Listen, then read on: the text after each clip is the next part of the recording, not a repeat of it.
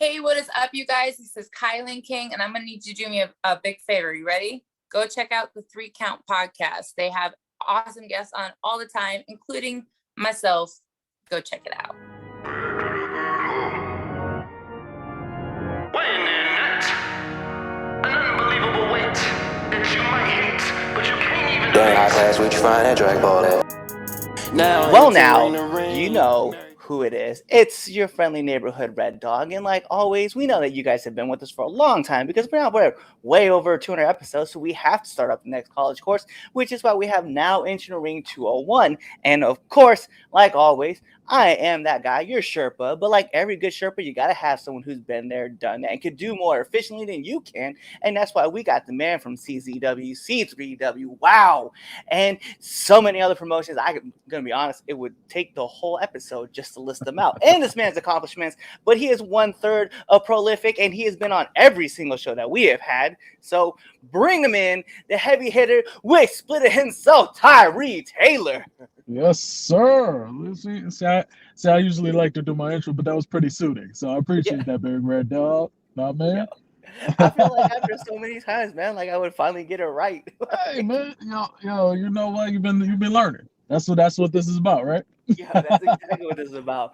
So Absolutely. man, I wanted to bring you on because like Yes. I always seem to be hitting you up on the side and just asking you conversations and questions. And I consider you my OG and my mentor for like this whole thing. So we always be talking shop, and like although we've missed each other a couple times like in person because we should have been able to hit last time, but unfortunately someone was like, I had COVID, man. I'm like, God, you suck, man.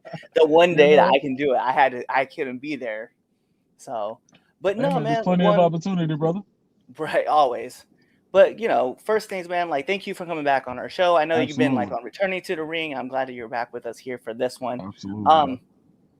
So we was talking about before, right, before we even started recording that, like, I finally hit into my second year, right? So I'm not as green as once, but I still relatively am green. And I feel like there's like an expectation, right? So when you have a guy come up to you and like want to talk to you and he tells you like, I've been in this sport for 2 years, what are some of the things that you're looking for to see if that person's really at their second year or if they're like trying to evolve past that? Well, it's kind of tough because times are different, right? I came up when around year 4 or 5 is when you really start clicking. Everything was like the slow grind and everything like that. Now a lot of these guys get signed out of year 2, so it's hard to gauge that. So what you really do is ask questions, ask other questions other than how long you've been wrestling, because people could really be there for 15 years and waste their entire life. So and you wonder what the hell they've been doing. So age in this business kind of don't mean much anymore. It's about the substance that's in it. So you want to ask questions. Who trained you? What seminars have you been to? Certain stuff like that. There's certain questions you can really gauge how far a person has progressed, other than years these days. Right. I've been curious because like I've been looking to like grow and evolve and change and push and pull myself into like new directions and stuff. So like that's why I'm always like I have this podcast, right? Because like every person that comes on, like I get to talk to and ask them advice and stuff and learn from them. But then too, like I get to apply that knowledge that I gain from them too and understand like how I get to advocate that kind of stuff and work it. Is there like I guess how many people have you like ran into the business where they were like, hey man, like I've been in this now for like 10 plus years and you're just like, nah, I don't believe you? A lot more than expected. People really been doing it 10, 15 years and have been a local legend in their own backyard and think there's somebody, but when they go out to other places, there's a small fish in a very big pond. So it's almost like you have to force yourself into situations to grow to come in and be better. For example, uh, I first started in Johnny Rods, and I will say Johnny Rods is one of the greatest teachers of the basics there ever was. But not I mean to the school's detriment, it you get a glass ceiling really quickly. So I had to make a decision to either break that ceiling or go into something else, right? So I had an opportunity to move to Texas and ended up going to Booker's. And you can kind of see that glass ceiling breaking because that's a different level of learning beyond the basics. Booker is a great finisher of talent. So, he can definitely get TV out of you. He can definitely get character out of you. He can get something out of you as somebody that Johnny Rods wouldn't do. But his basics will get you anywhere you would want to go. It's funny how that works. But if you just stay somewhere in one spot and kind of do what you've done this whole time, you will definitely be one of those guys who've been there 15 years and think you're somebody.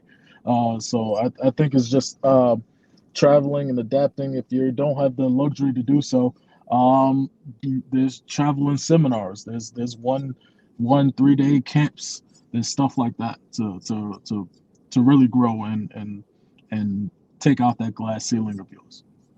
Yeah, I got the opportunity to do a seminar with Rich Swan, Yes. and like it was one of like the coolest things like I had to be a part of, and then I get to talk to him, and we were talking about my character like on the backside, and he was like, he's like, well, who are you? And I was like, well, kind of think of Deadpool meeting like the wrestling world, and he was like, do you have a pose? And I was like, no, and so he's like, you don't have a pose, but you want to be Deadpool? I was like, well, yeah. He's like, what's one thing that you like doing? I was like, I like doing this thing. And he was just like, then do it. And I was like, oh, that's so weird. But it was like those little bits of knowledge, like just like talking to him and getting like his input and stuff. And then getting his blessing too, which was actually kind of cool. But I was like, but it was cool just to be able to rap with somebody and just like ask him and bounce ideas off and figure it all out. He thought like the character side of things, he's like, dude, the things that you want to do, he's like, I would just start doing them and then run with them. And he's like, if people have a problem with it, that's on them. That's not on you. And I was like, yeah, I love that. Absolutely. So, I agree with that. So aside, okay, so like I know, like for me, one of the other the issues I have, right, is and I'm sure you probably ran into it too, is the confidence of like reaching out to other promoters and stuff, and like worrying about that rejection. And so, like, how was one way that you were able to like overcome that, to reach out to somebody and just be like, hey man, if they're gonna say no, they're gonna say no. I'm different when it comes to that situation, right? I've been lucky enough to be able to move and go from place to place at will, and just kind of say fuck it when it comes to like just traveling. I've gone to schools where the promotions are and taken spots and kind of force them to think, hey, this guy needs to come here, this guy needs to be put on, and then I kind of branched out from there. I've recently started to do the reaching out, only because I'm in a group where not all of us live in the same spot, so we now have to promote ourselves as a group. So you now have to start reaching out, right? So what I've done, emails still work. Emails in a professional setting still work.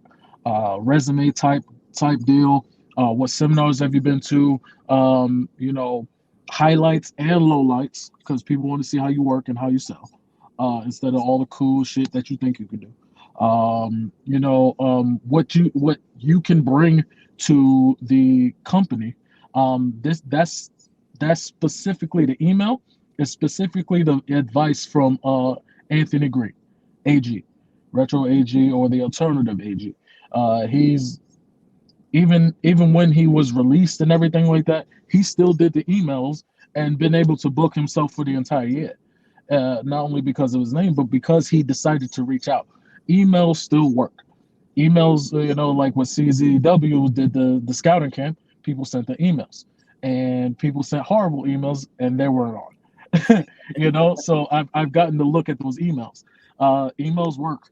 Um, DMs work. Find someone who the promoter trusts to kind of bridge you into that promotion. Um, go to the show, help out.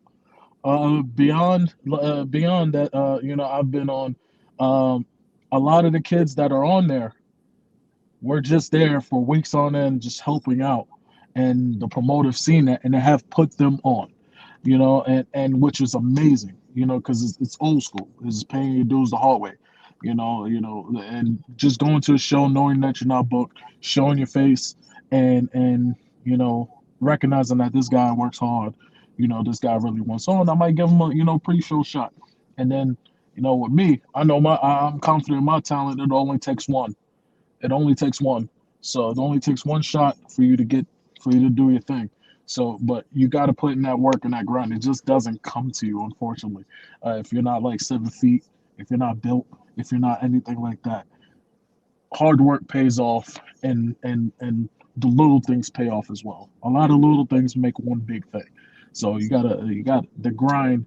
There's so many ways to do it. So the grind is very has a lot of variety. So you can't just be stuck on, oh, I'm doing this and it's not working. There's so many other things to try. So there's so many things to do. So many things to do to get on somewhere. Yeah, I like that idea of like I know, like, for me, one thing like I was able to do was like, obviously, like, this is just kind of a gateway to like whatever it is, but I'll reach back out and I'll ask people. I'm like, hey, like, can you put me in touch with this person, or can you put me in touch with that person, and then just reach out. And then from there, like, I know, like, right now I'm just kind of waiting on the word of like, if somebody wants to book me based on an email that I sent, which is kind of funny you mentioned that. Yeah, And so we'll see, like, and I always keep you updated on everything I'm doing anyway. absolutely, absolutely, as you should. Like I broke into Florida only because I had a good match with a Florida star. A Florida guy is like, uh, his name is Romeo from the group La Sangre, right? Mhm. And I had a match with him in Florida because I had a great match with Vincent Steele, who has a promotion down there. And the match was with Romeo, and he's now been hitting me up, be like, "Oh, we need you back, need you and the boys back there, so we can go to another promotion and do so." Sometimes it's just having magic with somebody that can branch everything out. So any opportunity that you do get to go in the ring, you got to kill it. Eyes are on you. Eyes are on you. Yeah, no, I definitely understand that. And it's funny because like now that like I've kind of got my own superstitions going on and stuff, like I carry it with me because I can feel like it gives me like obviously that good energy that you need to have to get in a ring and Yeah. slay. Absolutely. Bro, like because it's been a bit, but we haven't talked about this. And so Yes. so back in May, right, of 2021, Mhm. I got to work a match with Beastman. And Okay. while I'm sitting in the back, I'm just like popping some gummy bears, right? And we slayed this match. It was awesome. I had so much fun with it. Mhm. But then like the next show I go to, like I obviously just kind of just show up and I do my thing, right? We do okay. And I was like, I just didn't feel it. And I was like, I had no idea why. So the next show I go to, I bring another pack of gummy bears because it's like, whatever, it's a quick snack. Yo, kill it again. So it was like, all right. It was like superstition that's set. We're gonna just bring gummy bears to every single show. Oh yeah. Superstitions work, man. They work, Oh bro. yeah. Like one thing I do. I don't know if people notice. I get a chop before every match, and the matches I don't feel good about them. And like sometimes you forget, like so like the last time I forgot to get a chop, I left my knee pads down. My knee pads were down. My knees are all exposed. I left my shorts on. I'm heading to the ring. They played the wrong music. It was just it was downhill. It went downhill quick. So I'm already not in the greatest mood. But we ended up finishing the match. The ring broke in that ring and that match too. So, so Murphy's Law in the show. So it was something. But I was like, was that a recent match? Yes. Because that shit was I ain't gonna front, man. That shit was amazing when I saw that happen. I was like, holy shit. Yeah, that was me and Hitman for Hire, Mr. Grimm. Yeah, ring broke. He just kept going. We just kept going. I was already in fuck it mode because everything was going wrong. But we ended up, everybody ended up loving it and said we need more time. So I words can't explain. Word can't explain how things go. But Yo. when you have an opponent that is talented, and you have to show up in any situation, you just have to show up. That's kind of what it is. But superstitions do mean a lot in professional wrestling. So yeah. Yeah, I was like, I remember watching that match and just watching the whole thing back, and I was like, oh man, I was like, y'all were just killing it. And then the ring breaks. I was like, oh shit. And then you just keep going. I was like, yo, let's go. I was like, and it was so weird because we always, because you mentioned it, right? You meant, and we mentioned at the top, right? We talk about like the basics, right? Like Johnny Yes. was good with you in the basics. And Yes. and the one thing with Grimm in that match is like you can clearly see like he's always working on the basics, because Yes. when that rope snapped, like, yo, he Kept going. he was just already, he caught himself and he was gone. I was like, Mhm. wow. I was like, that's And I have to be there to trust him to do that. And like if I wavered and him run into nobody would just be stupid. you know? So, we kind of got to be on in sync there, and just feel everything. A lot of it is feel. So. And I feel like that's something too, like I've been like wanting to work on a lot more, like as I'm like trying to grow, is like the feeling out process, right? Because like something that I was told to me was like, you always want to work on like the beginning part and you always want to work on the ending, right? Like you want to make sure those are kind of like in point, but everything in between, they're like, just call it out there. Like don't script every moment, because what ends up happening is that you forget that you're with the audience, and that when you're scripting everything, you just kind of leave everything, like you're like, all right, no, we have to do this, this, and this, and it becomes a thing. And I'm just like, yeah, you're absolutely right. And so recently, man, I've just been like, whatever, man, we're gonna go out there and I tell the person I'm working with, we're just gonna go out there and slay it. Like, here's what we're gonna do at the beginning, so we should do at the end, and everything else of that's whatever. I'm actually a 3-spot guy. Beginning, middle, end. And I start with the end first because I can bust my ass that nobody remembers that if the ending is trash. Right. So but there's levels to everything. You have to understand that there's a transition period throughout the match that you're having that can set the bridge between the beginning and the end.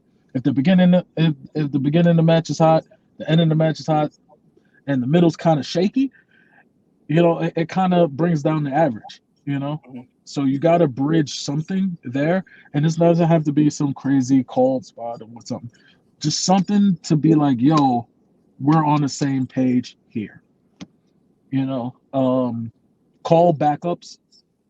If you're going for that risky spot, in case this happens, let's do this.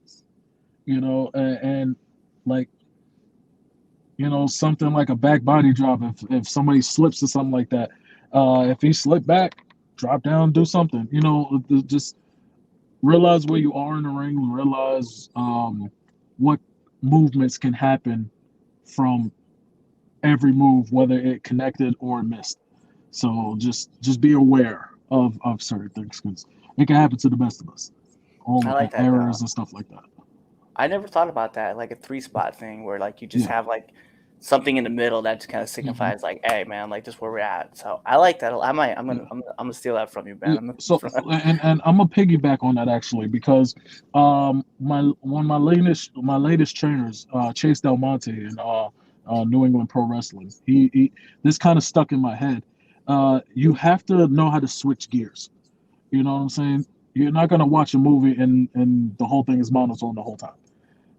And to kind of keep the story going, it needs to ascend to that big decrescendo. So, like, you have to have some intensity when it comes to that second stanza of the match. Just like any other show, just like any other thing like that. If you have a movie that's the same level the whole time, nobody's going to watch it. Nobody's going to give a fuck. So you got to make people feel. You got to make the people watching it via TV, stream, whatever. You got to make the people in the audience feel what you're doing. So that shifting gears, especially during the second part, is very important. So I would look into that and pay attention to that. Bet. No, that makes total sense, man. That like that's like another level of storytelling that Yes. people aspire to get to. And I like that idea that you can start off slow, and then as the match goes, you start picking up the pace, and then obviously, like you said, bring more intensity into it, and then let's set it off. So I definitely can understand that. As far as like you mentioned it earlier, your like wrestling resume, man. Like, what are your big 3 things that you're like really trying to accomplish when you put that stuff in there? Who trained you?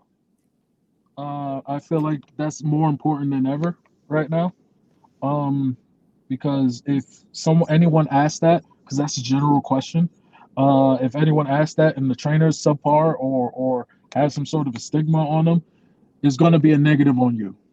So that's up to you to find someone who you could put on the resume and kind of do something from there.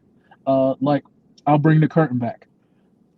Like, I could put 2 Hall of Famers on my resume. Wolf can, Marcus can't. Because the school in this area is, by some schmuck. But he's traveled and done everything to make sure he's caught up in training and hung out with us who've learned from other people to do so. But if he go out and do a resume and it's going to look like he was improperly trained, which he's not. You get what I'm saying? So, that's it's not the most hindering thing, but it gives you a chance from the start. It gives you a chance from the start. So have a great trainer to at least get that sort of name out there. To especially if your trainer's credible. If you have a credible trainer, people know like this guy brings in people, actual talent. You get opportunities just because of it. So for one, that's easy. That's easy. 2, I would put the biggest name you worked, because they can always cross-reference that. You know what I'm saying? Oh, I know how this guy works. How does this guy work with this guy?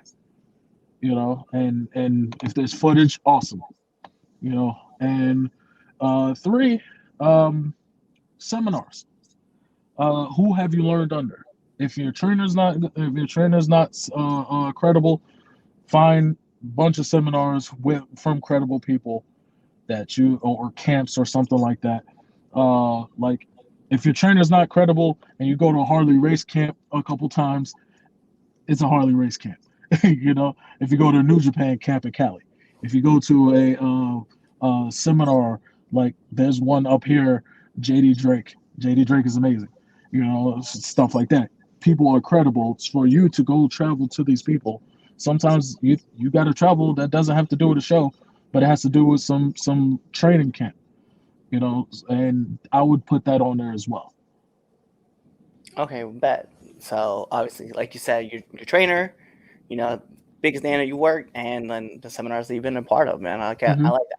I'm gonna go through my resume too and just like reorganize it. Yeah. So that I can fit everything in there.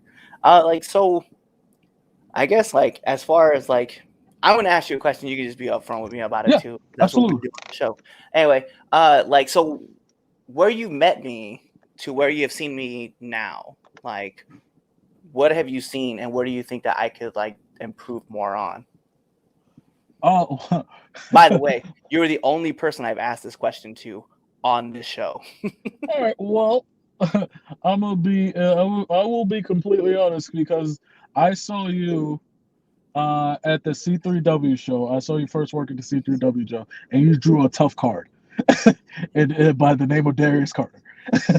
You drew a tough card, so it's hard to gauge that when Darius Carter is beating the ever loving shit out of you. But he is very tactical, and there's cues that Darius does that if you're not picking up, then I can gauge you a little bit. So you, for obvious reasons, you didn't look the most comfortable. You know, you didn't look the most comfortable, but there were glimpses. There were glimpses, and I did see a recent match of yours. Um, you look a lot more comfortable, like you're supposed to be there. You know, a lot of people don't look like they're supposed to be there. You know, they can have the weirdest gimmick, but if you don't feel like from the eye test, you don't look like you're supposed to be in the ring, I'm not going to take you seriously. You know, anybody else isn't. So for you to look comfortable, to be able to grow and ascend or something like that, it's definitely a good leap of bound. It looks like you grabbed on to something, and you're learning, and you're making stride to be an amazing wrestler. So I will say that to you. That's being completely honest. So a lot of these people don't do that, and you've done it. So I do commend you on that. For I appreciate that, man. It's Mhm. funny because like because I was always under the impression that your gimmick is kind of like given to you by Mhm. somebody, and then you just gotta run with it, right? And Mhm. so when I was talking with Sicken about it, and we were talking about the military thing, and like that's probably where it was. I just felt kind of really stagnant, and I was like, Mhm. mind you, working Darius Carter, your second match ever is not exactly where I Yeah. would be like, hey, yeah, Mhm. man, like this And is you really had your great. first match the day before. Yeah, I did. I had my first match. It was my first weekend of like really like wrestling. But Mhm. yeah, it was crazy because like, I love Darius, by the way, because he like he made sure like I was good where I was gonna be at, right? Because I Mhm. remember like he told me too. He was like, I'll tell you stuff if you do it, you do it. Like just get it done. And I was like, all Yeah. right, bet. And Mhm. so obviously like I have a knack for like hearing people and being able to just move, Yeah. not even just I don't even think about it, like it just happens. But Mhm. yeah, it was definitely working with him. But the character that I was trying to run with was like this more serious kind of like mercenary style, and I just Mhm. wasn't feeling it. So when I got to open up and, do the Deadpool thing, Mhm. like I was like, yo, I definitely feel more in my element. I'm more in my realm. And I've been able to feel like I've been able to grow. But what Mhm. other part too is that I've been able to teach too. And I feel like because I'm able to teach the stuff that I'm learning, like I retain it better and then I can use it Mhm. more in a match. Yeah. And I think that's what the biggest leap for me was that ability to be like, hey, we're not just working on rolls, but we're working on bumps. And then like I get to one talk to the guys about how they can do it better, but then I do it better because I'm teaching you what I need to learn. Mhm. And Absolutely. then the other part that I really enjoy too is like I'll come to people like you, right? And I'll be like, Mhm. hey man, like what did you see in this match that I could work on? And some people will tell me, some people will just be like, oh no, you're good. I'm like, Mhm. yeah, I don't think so. But I'll go back and I'll find the people who are like, no man, like you died in a match. Like learn Mhm. how to get back up and fight. Like you Yeah. have to. And I don't think people realize like that's the thing that you have to do. Like you have to work on like getting back up because Mhm. sometimes like a guy like me, I take a punishment and like I won't get back up. Like Yeah. because in my mind I'm like, yo, I got beat down. I got to stay down. Like I hear it all the So time. let me explain that because I don't think people understand that. Um, I when I'm teaching or talking, um, I that specifically, I usually tell people it's offense and defense, not your turn and my turn. You know what I'm saying? The camera's not just gonna focus on him doing something. His focus gonna the camera's gonna focus on you taking whatever he's doing and how you sell, how you get up. showing that fight. If you're dead fish and I'm a heel or something like that, just beating the shit out of you, you're just down. There's no reason for me to hate this guy. Now this guy's super cool because he's kicking your ass. Right. And like, if you don't show fight, what's the point? Like, you gotta like. I heard a WWE thing that they do in tryouts and stuff. Every time you take a pin, you have to sit up. You know what I'm saying? You have to sit up and kind of, because one, the camera can catch you. Two, you're not. There's levels. If someone's standing taller than you, that kind of means they're winning in the eye level.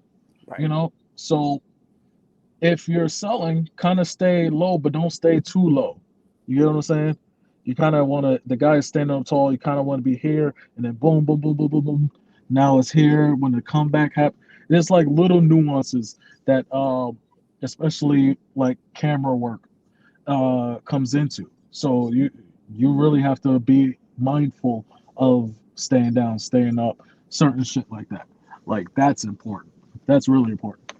Yeah, and I feel like for me, like I'm constantly working in drills, like in a ring, like we're doing a four posts, some people call it 360s, but Mhm. I'm always working on like get back up, like if I get a shot, like go to the next spot, but like throw a shot back, right?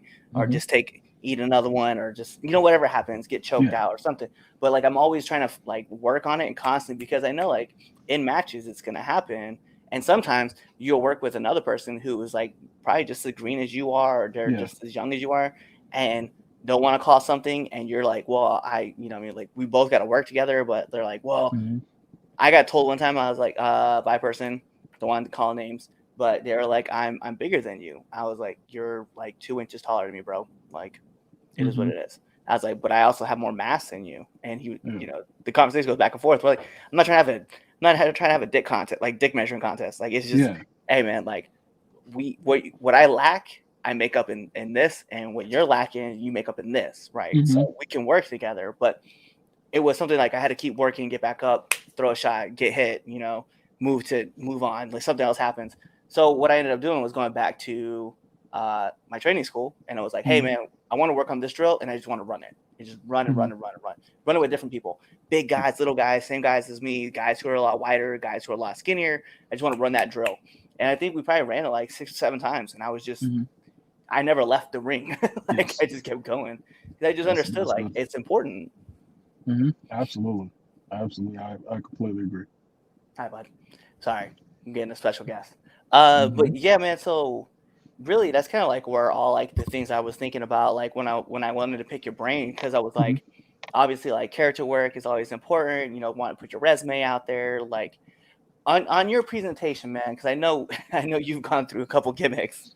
One we won't talk about, but how did you transition like your presentation, man, to like to where you at right now? Oh, my first gimmick was given to me. So I already had an idea, like coming into professional wrestling, that I shouldn't have had in the first place. So it was just like I was my. I'm gonna put you on. My nickname growing up was Frostbite, right? And I thought I was gonna come in as Glacier, Black Glacier, Sub Zero ass. I was gonna come with the scar in the eye. I was gonna grow. That's where the mohawk came from, because I was originally gonna grow it so I can have the single braid. So I was going hammer time, right? I was going to hammer time on the buffoonery, right? I wrote down this move set and all that good stuff before I even knew what a bump was. Like like I had this idea that I tried to bring to Tiger Tyree that was given to me. So I realized how stupid that was. And just like the more grittier I got, the more things starting to fit. The more I started to, you know what? Just bring it back to my roots. I'm from Brooklyn. I do. I bring intensity like a Brooklyn would. I'm gonna start rocking my do rags. I'm gonna start, just being of course, it was heavily influenced by being tag partners with Shane Taylor, and just kind of being that big burly wrestler. I knew how athletic I was and stuff like that, and I just became me. And I like, you tell me what's my character, it's just like, man, I'm the big boy from Brooklyn, Tyree Taylor. You can interpret that however the hell you want, because I know where I'm from. I know what I've been through. I know my struggles and everything like that. So the best gimmick I got for myself was being me, and I can translate that through a camera, and I can cut a promo being me. That's it. So it's once you realize, I got this from a wrestler in Texas. His name is JJ Blake. Very, very talented wrestler. When I was training with books, he was one of the trainers. He was very amazing. The minute you realize you suck is the minute you just got better. And I realized that persona sucked. So now I have something to build off of. And I just took it. It just took it from there. I had to think about the same thing too. I was like, that moment that I was like, because even my trainer was like, well, your gimmick was getting over. I was like, I didn't like it. And my friends could see right through it. And I was like, and these are like my hardcore friends from back in high school were like, yeah, that's not you. And then once like they saw like me and they're like, that's who we're looking for. And like, yeah, so I definitely understand about that. Like, you got to be true to yourself too. Like, I get that point, which is cool, because that's something like you said, like, and I've picked that up from you as well, is that you kind of just like, when I met you, you were just like this intimidating presence. And I was like, then once you find out like you're from Brooklyn and obviously you have all the, the backstory behind you, I was like, oh, this makes sense now, man. Like, this just, it's perfect. That's it. Like, whatever you see in the ring is what you get on your shows, what you get outside when cameras are off. Like, it's about being authentic, and being relatable kind of wins in this business. And if you're not the super unknown, super evil entity or whatever, a lot of those characters is a manifest to yourself. It's a manifest of themselves. Like, you could name any one of those crazy characters. There's a trait that they can bring to their real lives, that they can translate and over dramatic that trait to the camera, and you can kind of see it's them. Especially the ones that work. Like, you can tell if they work if something. Maybe that guy is really crazy. Crazy Steve's probably real crazy. What's his? Oh my god! I'm blanking on his name. AEW skateboarder. Darby. Yeah, Darby's a nut. Darby's a nut. So all that translates to him. That's him. That's him, and it works. So just find something a trait, personality traits, or something that happens, something like that. That's you, and kind of manifest that into a character. Because we can see right through your bullshit. If it ain't you, we can see it. Facts. So whether it's your second match ever or your most recent match, people are gonna tell who you are. Exactly. Yo, so okay, man. So you played this game before on this, well, not on this show, but you've played this game before. But we brought a game back from Returning to the Ring. We like to call it pin, submit, DQ. So of course we're gonna play 3 rounds. I'm gonna give you 3 names, and each name you got to pin one, you got to submit one, and you got to DQ one. So let's start this off with a familiar foe of yours, Khan Moses and Shane Taylor. All right. I'm pinning Moses. I'm pinning Moses because he has nothing to do with anything. He's very cool people. Moses is cool. I keep him with a pin. Kana, I get one of them long dramatic tap outs. And if I'm ever in a submission, just long dramatic, reach for the rope, pull him, and tap him out right there real quick. And I'm beating the shit out of Shane with the chain while the ref's looking. I don't give a shit. Ring the bell. Ring the bell. Bet. Yo, so let's spin this over. These guys also will sound familiar too, right? So we gotta go with Isaiah Wolf, we gotta go with Marcus Marquis, and then we gotta go with Darius Carter. Yes. All right. I'm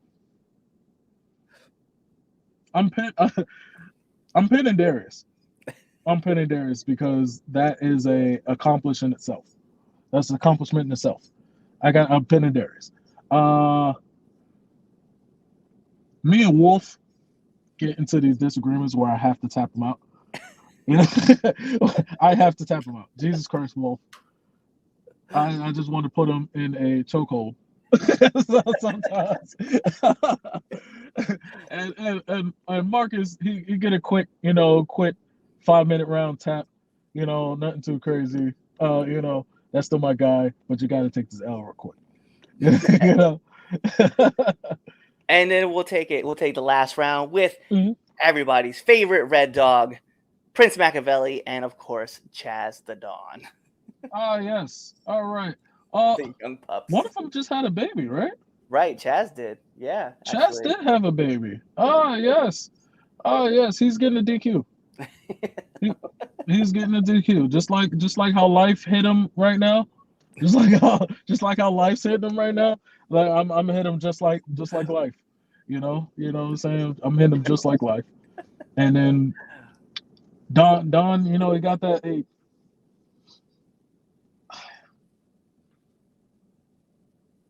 I don't know. I'm really iffy on that one. I'm really iffy on that one because I want to pin you, but I also want to make you tap. Listen, I will be fun, man. It wouldn't be the first time in a match I did. No, Don's getting the pin. Don's getting the pin. You're getting the submit.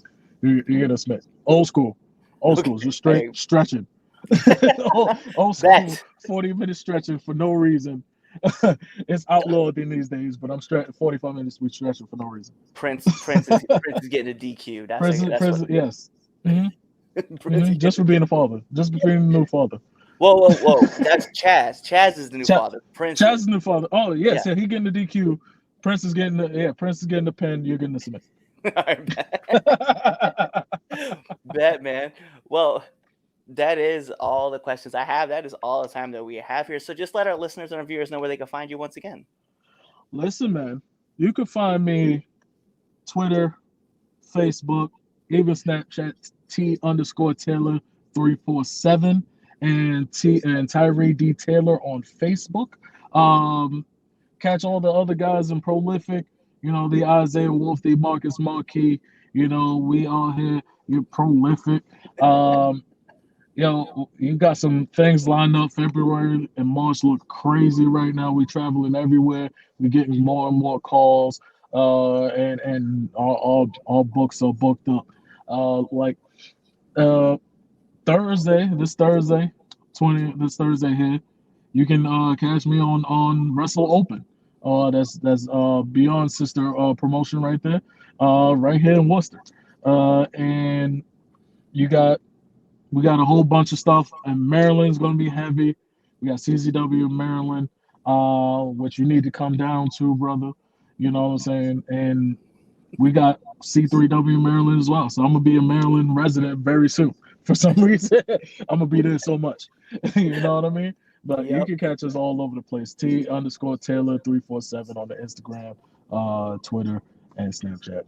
Tyree Detail on Facebook. Holla at your boy, not hard to miss, man. Hey, so there you go. So we do this like we do in Now Ancient Ring, which is something that Tyree hasn't seen yet. So this will be taking it home because this is Now Ancient Ring 201, and I'm your Sherpa, Clifford Red Dog Miller. That's right, the man that leads you up this mountain called wrestling. But like every good Sherpa, which is what you should call me, you need to have someone who's been there, done that, and can do it more efficiently than you can. That's why it's never about me. It's about who's entering the ring, and you see him right there. He's the man, the myth, the legend, the wig splitter, the heavy hitter, the big boy from Brooklyn, Tyree Taylor. And you guys know what to do. Tune into the next episode and be there, or you just wait for this episode to end. You wait for that outro, and then you choose another episode to listen to. They're all great. Peace. What's going on, 3 Count Nation? I'm Clifford Red Dog Miller with the catchphrase. But what I really want you to do right now, go to twitter.com, right? Go over there, find us at the 3count_pod, give us a follow, give us a like, give us a comment. We want to talk to you guys. Go to IG at the 3count_pod. Give us a like, give us a follow, leave us a comment. We want to interact with you. Go to youtube.com, give subscribe, turn the bell on, turn the notifications, leave a comment. We want to talk to you. Go to anchor.fm/the 3count podcast, and in there, you can leave us a message, and we will talk to you. Basically, what I'm trying to tell you is that we want to talk to you. We want to have fun with you guys, and we love listening to what you guys have to say. Also, one thing I need you to do for me, the 3count podcast also has merchandise. At prowrestlingtees.com/the 3count pod. Please go buy our t-shirts. We love you guys, and we hope you love us too. So show us some support, please.